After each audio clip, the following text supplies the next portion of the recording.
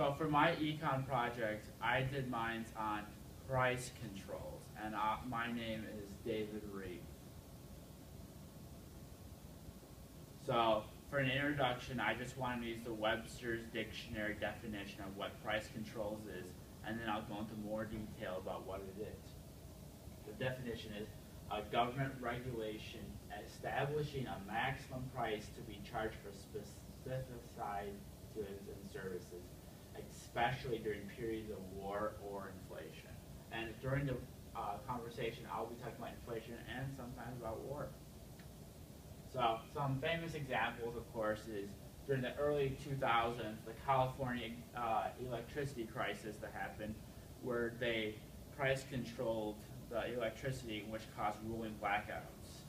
Another one is the gas crisis of the 1970s, and the other where people lined up for miles to get a gallon of gas because there was such a high shortage of gas. Another one is the NYC price control, and I'll be talking more about the destruction of the New York City and the properties and the bad events that happened to the city and the problems that they still face today because of price control. So here's I'll first be talking about the 1970s gas problem. What happened was that Richard Nixon put price controls on lots of goods, and one famous example of these goods is in fact gas. And what would happen was that there was so many people wanting to get their cars filled at a cheap price, but there was so little gas to go around.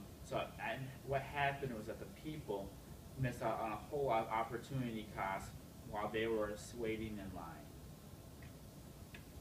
Another example is the price and rent control in New York City. This famous example is the example of the Bronx, is this photo right here. And as you can see here, is everything's damaged.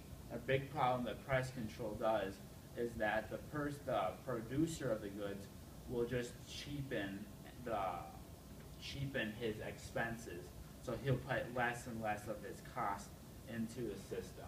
And so you can see these buildings are destroying, and it's practically the renter of this place basically is a slumlord. Here's a perfect example of early modern day price control. This is, of course, a blackout of Oakland, and all the other places here. You can see how all of California is lit up, but you can see there was rolling blackouts. And what happened was that all these companies that sold electricity left California because they didn't make any profit there, and in fact they were barely being margins, or they were barely not making anything at all. So that's why they left, and as a fact, rolling blackouts hit the city. The economic results: there was high demand for these goods because they were artificially cheapened, but there was also low supply because there was a little demand to get such products, which caused shortages, and also as an effect a lot of opportunity costs from the consumer and the producer. And here's a grid chart. As you can see, the price control was right here. You have a shortage right here when you have the supply here, but they cannot increase. There's high demand, but they can't increase it to meet equilibrium in the middle. So as a result, it stays artificially low, and because of that, the effects are bad. Some side effects, of course, black markets happened. When goods are price controlled and they want to sell it at a better price than other goods. Corruption. What would happen was that people would undermine markets and people's favorites and make sure that they took advantage of the long lines that they faced. And that also another part is just facing long lines that they found in the 1970s gas crisis.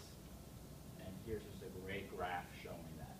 The black markets are created when they're not allowed to cross the price control line. And that is my presentation on price control.